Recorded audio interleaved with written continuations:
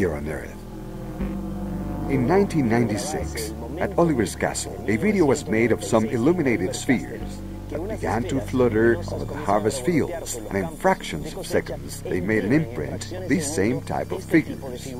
On August 17, 2001, alongside the Chiltbolton radio telescope, there appeared a set of two figures, initially a gigantic three-dimensional phase. At ground level, there was nothing visible that would make us believe that this was a phase. These were just little piles of weed.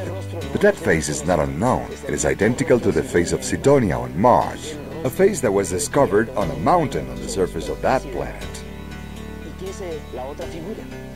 And what is the other figure? A rectangular figure that turns out to be the answer to a message that was sent from Earth on November 16, 1974. Frank Drake, a friend of Carl Sagan, using the big radio telescope of Arecibo, Puerto Rico, had sent a radio signal into space to M13, the great nebula of Hercules, located 24,000 light-years away. He hoped that at some time some intelligent civilization would receive it and would respond. Radio waves travel at the speed of light, almost 300,000 kilometers per second. That radio wave would take 24,000 years to get there, and if there had been an answer, it would have taken 48,000 years to receive the reply. Who would be here on Earth to receive the answer? Nevertheless, the answer didn't take 48,000 years, but only 27 years. And not through radio waves, but through imprints on fields of grain. From the figure, it can be seen clearly that these beings are familiar with the elements of communications that exist here on Earth. In this case, the universal language of numbers, of mathematics. They also knew our components of life. According to the genetic code, there are variations on the father's side. It is mutated or changed. This suggests that they are a sort of transgenic beings, or we are a variation to them. The average height of these beings, at least the ones that appear in this design, is 120 centimeters, small with a big head, like many similar beings that have been observed in different parts of our world. In terms of location in their solar system, counting from their sun, they would be occupying the third and fourth orbits and the moons of the fifth planet. But if we look very carefully, they have 9 planets around their sun, a significant coincidence with our own solar system. Perhaps they are not answering from outside our solar system, but from inside, with bases on Mars, Earth, and the moons of Jupiter. Their means of communications is obviously not a radio telescope. That would be a very primitive form of communication for them. The form in this case is the same concentric and tangential circles that appear 1 year before year 2000 at the same place. This shows that in order to communicate with us, these beings had traveled through time and space, through cosmic folds, through interdimensional gates. They could do this because they mastered space and time. The fact that many of these figures appearing in fields in the south of England and in more than 25 countries are related to the latest discoveries of science indicate that there is a follow-up, a supervision of Earth's projects on their part.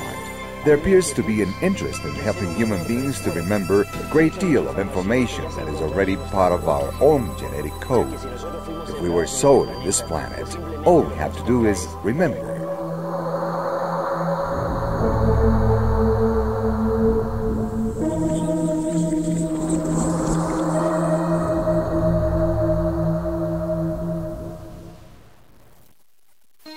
Little by little, scientists have been discovering that there are multiple dimensions, that we are multidimensional beings. We live in a material universe of 7 dimensions, and to act in this material universe, we have 7 bodies.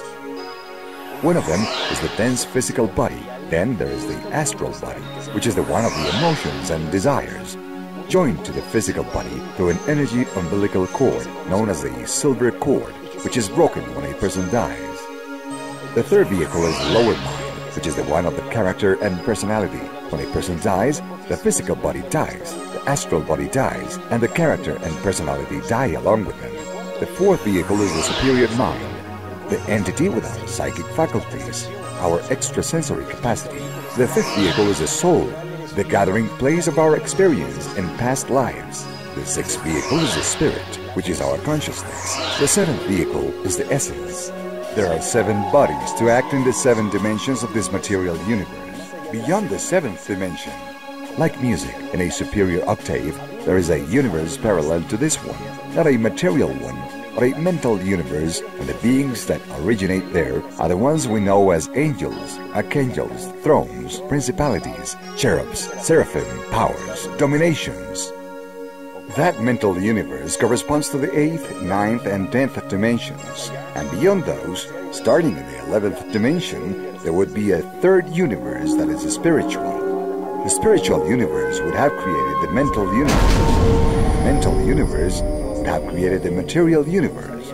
So God would not have created us directly, but through intermediate hierarchies, acting through a group of ultra-terrestrial beings, beings from the mental universe, which we know as Jello, the shining ones, the sons of God. The first civilization to emerge from this last creation had a very auspicious development. In a short time, they advanced a great deal, and they passed very quickly from the first dimension to the second, from the second to the third, and from the third to the fourth dimension of consciousness, which means that as these beings evolved, they were helping other civilizations to evolve. But for those at the head, there came a moment when they became stuck in their own evolution. All of a sudden, those who were in the 5th and 6th dimensions were not able to continue to advance and make evolutionary progress. Why? The first three vehicles, the physical body, the astral body, and the lower mind, constitute what we know as the material consciousness plane. They connect us through the material plane with the material universe of 7 dimensions. The superior mind, the soul, and the spirit constitute the plane of mental consciousness and connect us through mental consciousness to the mental universe, and with the 3 dimensions of the mental universe, the 8th, 9th, and 10th dimensions. And the 7th vehicle, which we could also divide into 3, will, wisdom, and love, connects us through the spiritual plane with the spiritual universe, which would be the 11th and up. Those civilizations that have reached the 3rd, 4th, 5th, and 6th dimensions of consciousness not only have evolved on the material plane, but also at the level of mental consciousness. They have had a great mental development, but they have become stuck there. They haven't been able to contact the spiritual consciousness, because those who were their guides or teachers were beings of the mental universe. They fostered the evolution and development of the first civilization, this last great creation. So if the pattern and source of reference of the teachings had some limitations, these limitations become evident in the evolutionary development of civilizations. Their evolution process stopped. During the contact experience, the extraterrestrials related how a cosmic gathering had taken place in which the ultra-terrestrial beings of the mental universe and the Jelle, the creator parents, engaged in a dialogue in order to discuss what mistakes had been made during this last creation.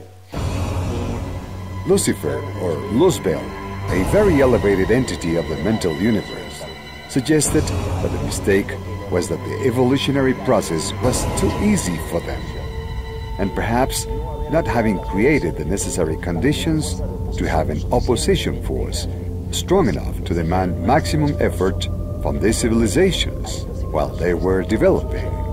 Lucifer suggested introducing dissociative entities from the mental universe into the material plane to act as demons, making the evolutionary process very difficult. This would re-establish the original rules. But Lucifer thought that they should work with those civilizations that had already been guided by them, and which they had acted directly upon. Those civilizations that were already in the 5th and 6th dimensions of consciousness, and were very close to reaching the 7th dimension, and were about to connect with the creator force. But the other ultra-terrestrials disagreed, saying it was like changing the rules of the game. Just as if we had a son in a military boarding school with rigid discipline. Just 1 year short of his graduation, we put him in a mixed school that is not a boarding school and has no rigid discipline. There is a high probability that he would fail. So these ultra-terrestrials said, you can't change the rules of the game for those already in the advanced stage. And these entities suggested working instead with new civilizations, civilizations that were just getting started. But there were also opinions that it wasn't fair either to vary the rules governing those civilizations. So the final decision was to work with civilizations that had never existed, with planets that had never developed. One of those chosen planets was the Earth. Why? Because according to the extraterrestrials, 1.2 billion years ago, a meteor shower extinguished life on planet Earth. Our world, being a dead planet, a planet with no future, would permit hosting this experiment, along with 7 additional planets.